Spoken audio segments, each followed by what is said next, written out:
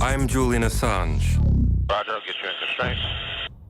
editor of WikiLeaks. We've exposed the world's secrets, These documents belong to the United States government. been attacked by the powerful. The United States strongly condemns. Hey, quit asking questions. He broke the law. Illegally shoot the son of a... For 500 days now, I've been detained without charge. But that hasn't stopped us. Today, we're on a quest for revolutionary ideas that can change the world tomorrow. Welcome to Bienvenidos a una edición especial de nuestro programa. Normalmente, estos diálogos se desarrollan desde el lugar donde estoy bajo arresto domiciliario.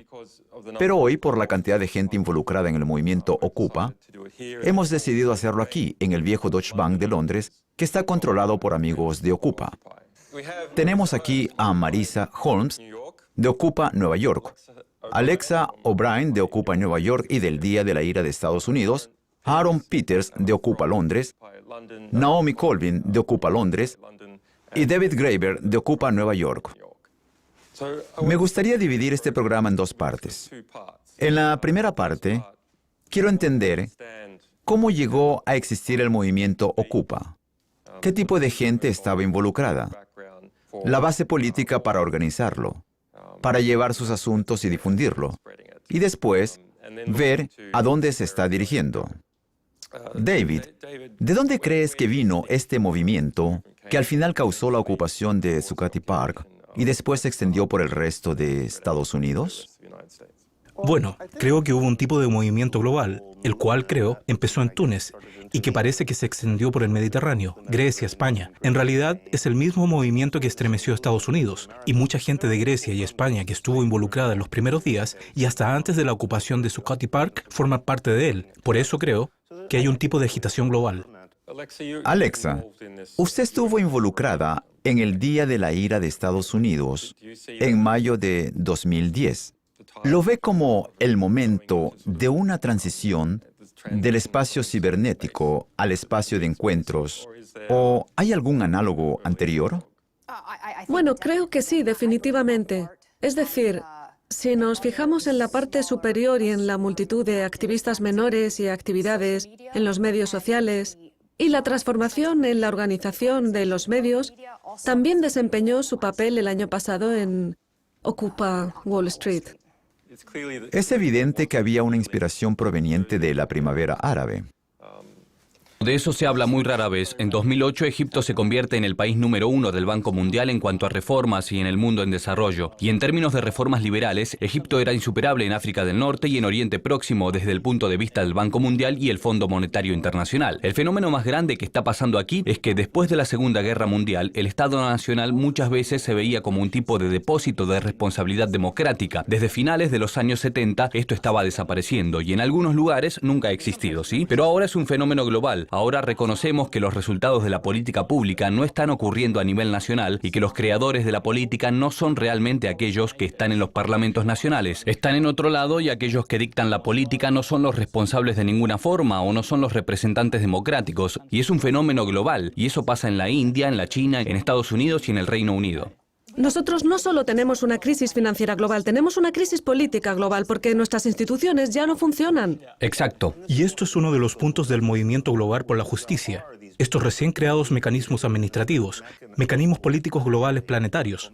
Como la OMC. Como la OMC, como el FMI. La gente, al menos en lugares como Estados Unidos, se suponía que ni siquiera sabía que existían, pero en realidad estaban gobernando el mundo. Quiero decir que es la primera burocracia planetaria realmente efectiva, creada en nombre de un cierto tipo de ideología de mercado libre que se supone que está en contra de la burocracia, pero en realidad es totalmente lo contrario. Por lo tanto, las revueltas siempre son de nombre de la democracia, porque es algo que obviamente hace falta. La crisis financiera simplemente lo trajo a casa, especialmente en cuanto a la deuda, donde quedó muy claro que las deudas de los grandes jugadores pueden ser completamente renegociadas a través y por medio de estos mecanismos globales, pero los tuyos no pueden, porque tus políticos están comprometidos con ellos y no contigo. Bueno, ahora quiero pasar directamente a un tipo de génesis práctico, pues ese tipo de temas amplios ocurren sobre un fondo. Pero si regresamos a esto, algunos de los elementos clave de Ocupa Nueva York en nuestra investigación son, por ejemplo, conseguimos el 99%, pero en realidad la expresión no era. somos el 99%. No era exactamente así. Y ahí apareció esta especie de prólogo de presentación de competencias que finalmente dio su resultado. Es un ejemplo perfecto de proceso colectivo. Creo que yo lancé algo así como, ¿por qué no hacemos algo del 99%? Y alguien más, creo que algunos españoles dijeron, nosotros somos el 99%. Y después, creo que Chris añadió en la página, somos.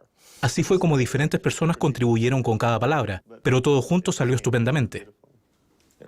Naomi, ¿ha visto usted este tipo de proceso repetitivo?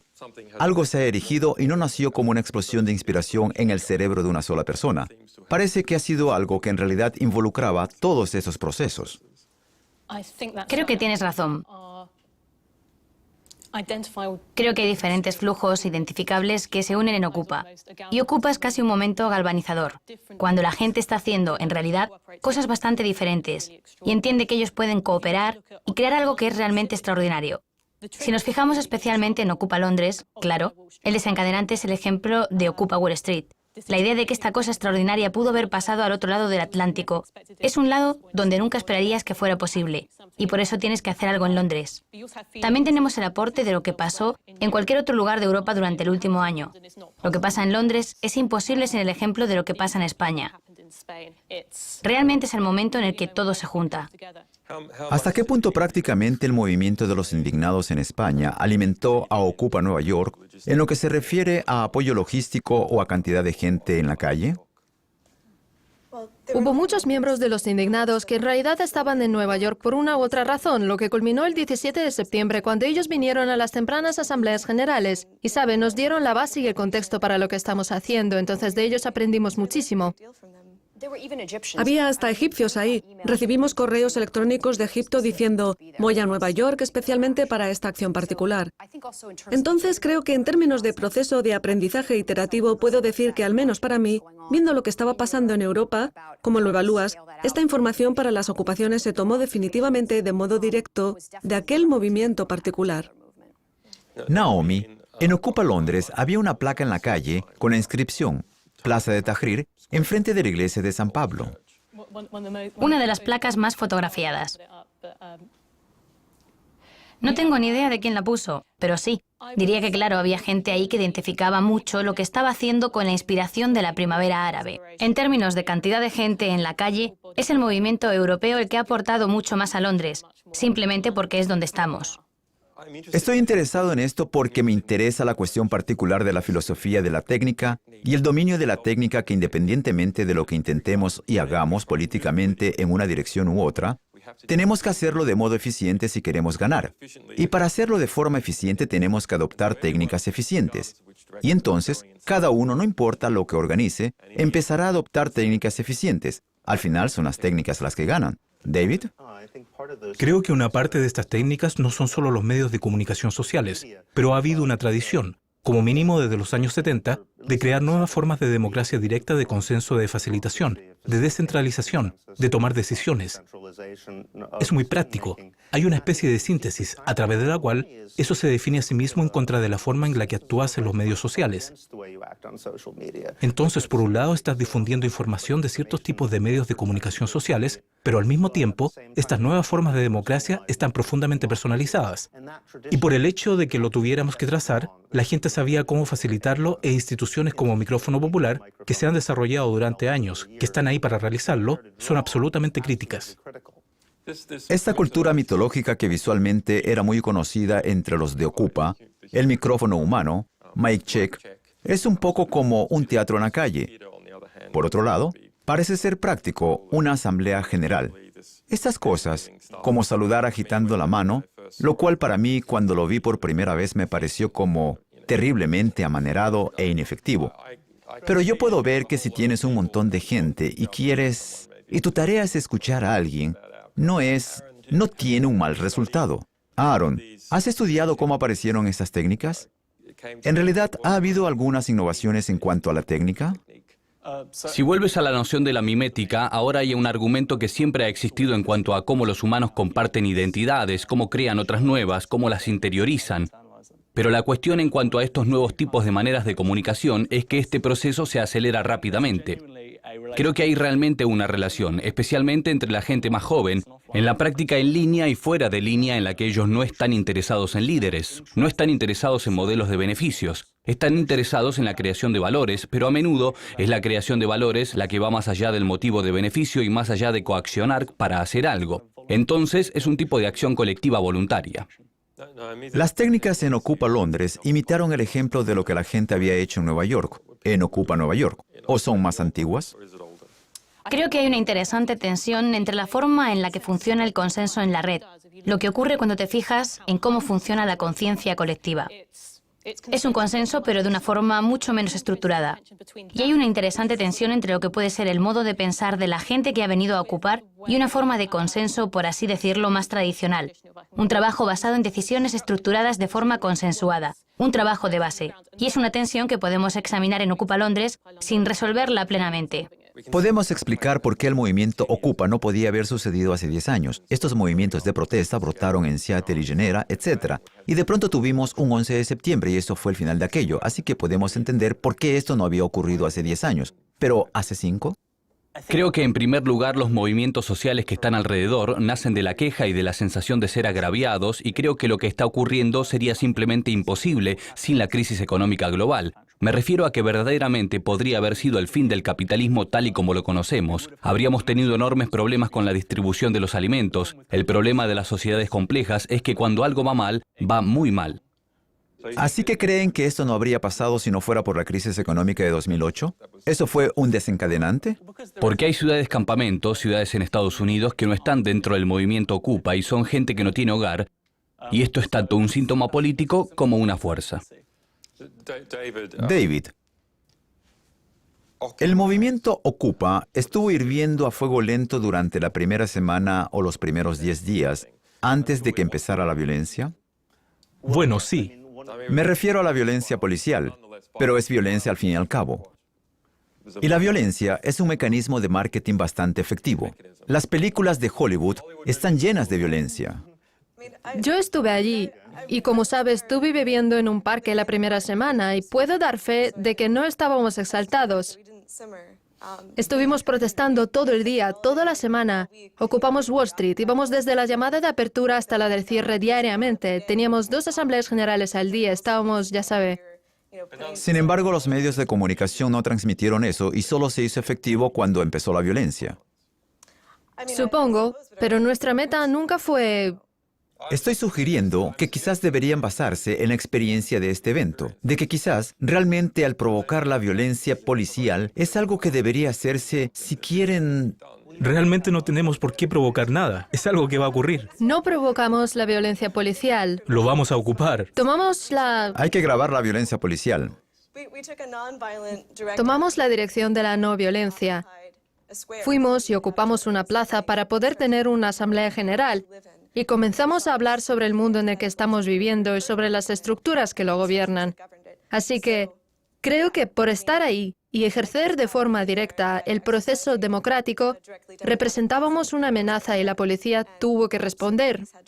No hay nada que aterrorice tanto al gobierno de Estados Unidos como la amenaza de un estallido democrático en Estados Unidos. Es seguro que reaccionarán de forma violenta. El día que ocupamos la Bolsa de Londres, yo estaba fuera del principal cuadrante de la policía y creo que conté unas 20 furgonetas y puedo asegurar que hasta ahora he visto esto bastantes veces. Oí a los perros salir, vi a todos los equipos de inteligencia, tenían allí sus cámaras. Entonces es cuando empezaron a repartir palizas a todo el mundo a la luz del día. No había medios de comunicación y la policía entendió que si no nos frenaban, enseguida empezaríamos a ganar terreno. Naomi, tú eras la coordinadora de la campaña de Bradley Manning. En realidad, había una interesante e inusual relación entre el número de personas que estaban apoyando a Wikileaks, a Bradley Manning o a Anonymous y el movimiento Ocupa.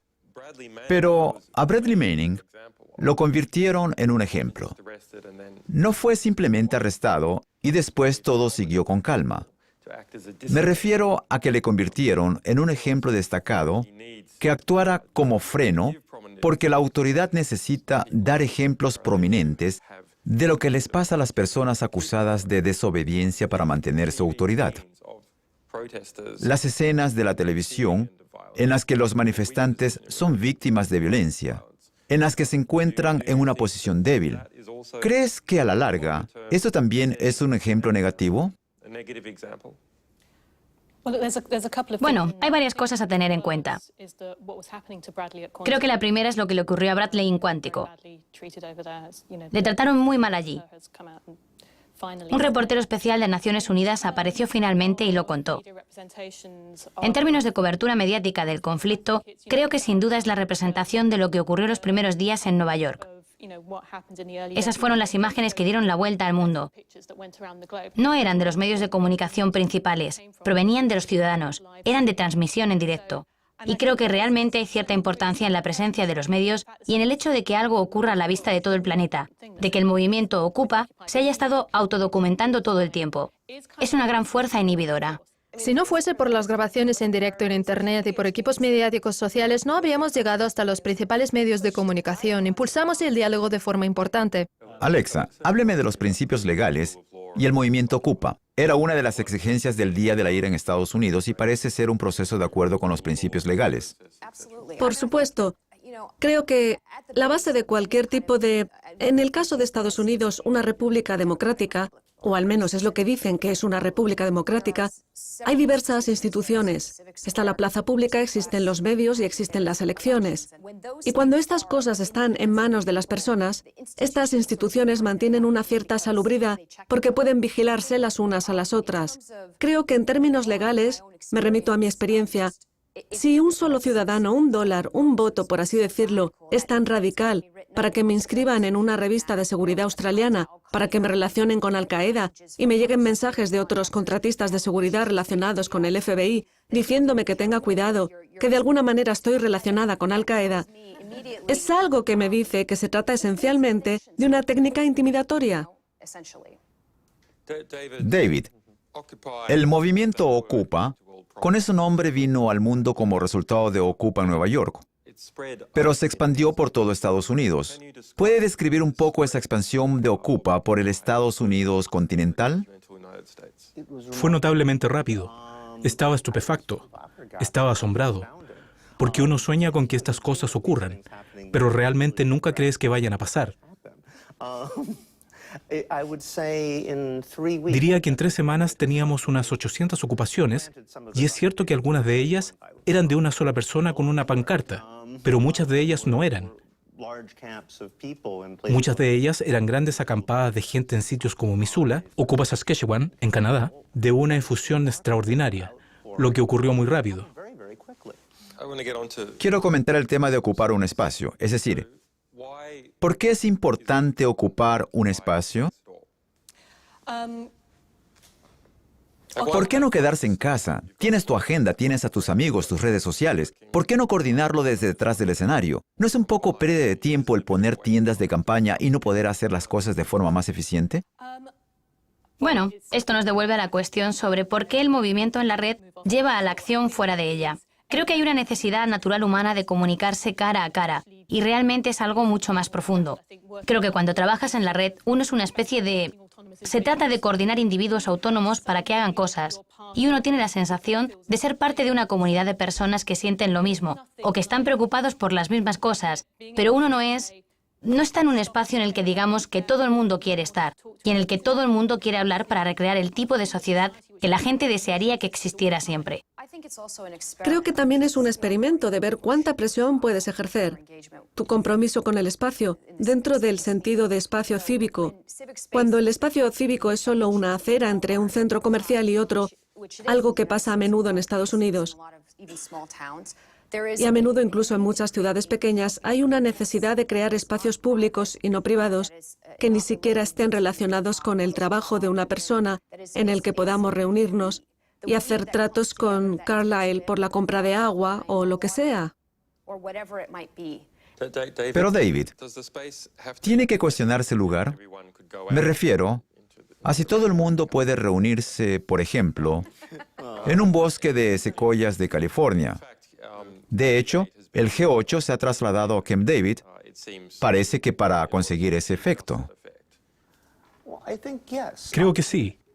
Me parece que durante los últimos 30 años se han producido agresiones sistemáticas sobre la noción de comunidad y la idea de imaginación política.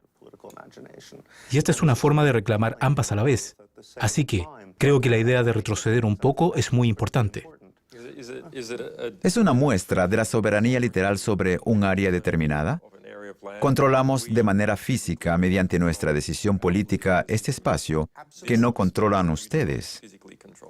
Absolutamente. Y es lo crítico de esta situación. Quiero decir que es una estrategia de doble poder. Estamos hablando de la fuerza. No estamos hablando de las legalidades. Ellos no están hablando de las legalidades y nosotros tampoco.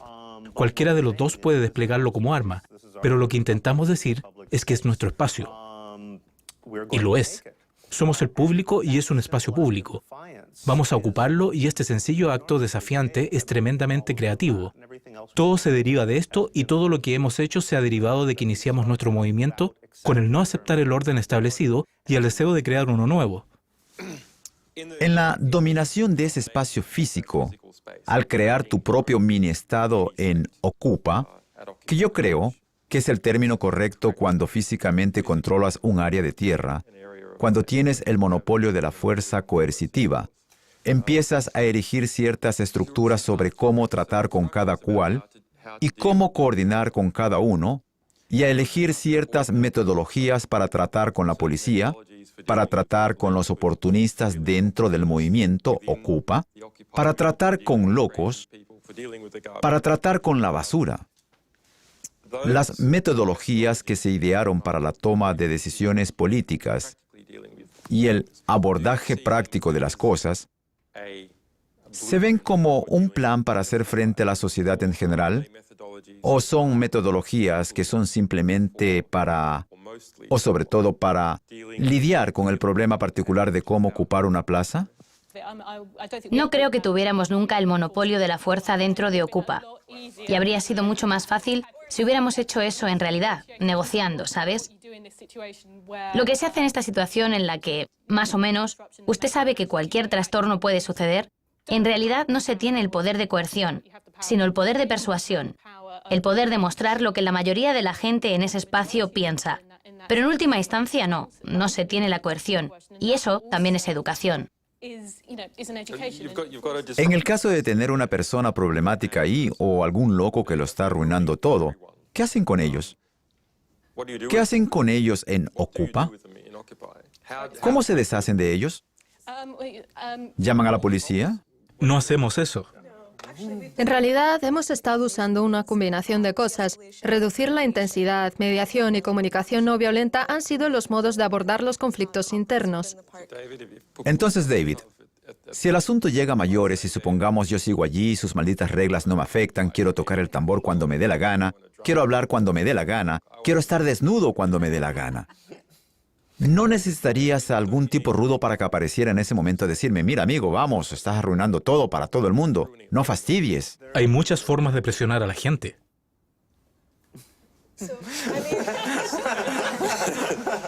Por ejemplo, Pues con los tamborileros, por ejemplo, tuvimos una asamblea en la que hablamos de la situación de los tamborileros. Simplemente lo negociamos dentro del círculo de la asamblea. Alexa, Hay ciertamente conflictos y tensiones que son naturales para los seres humanos, en los grupos dentro de Ocupa. No es que el espacio que Ocupa crea de repente sea como una utopía, porque no lo es. Aaron, al final, ¿no se necesita un mecanismo, un proceso de desplegar la fuerza cohesiva? Bueno, prácticamente es una cuestión que necesita una respuesta, por supuesto. Están muy incómodos con eso, es genial. No lo estoy. Esto es una especie de cuestión existencial. Tenían que pasar en psicoterapia 10 años. No soy muy partidario de eso personalmente. Bien, pasan en psicoterapia durante 10 años, pero mientras tanto tienes a alguien más en tu maldito campo causando problemas. Ha habido personas que han sido excluidas de los mítines y cosas así. Eso ha sucedido, pero en cierta forma estamos intentando hacer algunas cuestiones con delicadeza de las que tal vez no queremos hablar mucho, o que representan una subversión intencional. Hubo intentos del tipo de enviar a gente contra nosotros, no sé. En algún momento la policía trajo presos recién liberados y los llevó en autobuses al parque y les dijo, aquí hay comida gratis. No es solo que esta sociopatía aparezca naturalmente si usted tiene a la gente en un campamento. Hubo un intento muy directo de tratar de subvertirnos y nos dieron la posibilidad de elegir, o empezar a invadirnos o convertirnos en un modelo de bienestar social en el que nosotros nos ocupáramos de esas personas, que es otra cosa que comenzó a suceder. ¿Cómo Ocupa Londres impidió que los estafadores sociales patológicos, que tenían tanta labia, que eran buenos para decir una cosa a una persona y otra a otra, extendiendo rumores de manera tan indecente, subieran a lo alto? ¿O lo han hecho? Bueno, creo que... Bueno, si tiene una meta, es muy fácil de hacer. Pero si se trata de un movimiento horizontal, es realmente muy duro. Me refiero al daño a gran escala que un sociópata podría causar. Es lo que siempre digo sobre el anarquismo. Cuando la gente pregunta qué pasa con las personas que simplemente no se preocupan por nadie más y que son estúpidas y egoístas, y le contesto, pues sí, pero al menos no terminarán en los ejércitos, ocupando altos cargos. En realidad, una persona así puede causar mucho daño, si no hay una estructura que pueda controlar la ascensión. Estoy de acuerdo con la opinión de William F. Buckley. Una vez dijo que prefería que sus gobernadores fueran las primeras 300 personas de la guía de teléfonos, antes que las personas que estaban luchando por los escaños en el Congreso. Estoy de acuerdo con él. Probablemente le saldría mucho mejor el trabajo. Finalmente quisiera decir, da igual cómo nos gobernemos nosotros, pero tenemos que ser capaces de competir con los que buscarían gobernarnos de otra manera. Por supuesto. Por eso es tan importante tener un movimiento internacional y es lo que podemos ver. Quiero decir que se tiene la impresión de que el enemigo se está haciendo cada vez más globalizado y la única forma de desafiarlo es con movimientos globales. En este sentido, se hace cada vez más irrelevante si los estados compiten o no entre sí. Aaron. Tenemos la transformación más grande de la economía política global. Con toda esa deuda, los fondos fluyen al sur, al sudeste asiático. Eso va a acabarse de una sola manera. Occidente está en el declive. Es obvio para todo el mundo, excepto para los políticos occidentales. Es más que evidente, pero realmente no está claro. No está claro, tampoco realmente lo saben. Empezamos a hablar sobre los acontecimientos de 1989 y del dinero que nos sale de los cajeros. La gente se ríe, es muy obvio que se acabó la fiesta. Tiene sentido solo si ese 1% de ricos intenta apoderarse de toda la riqueza, si es que queda algo de ella. Pero si se echa un vistazo a la historia, parece poco probable que acaben con ella.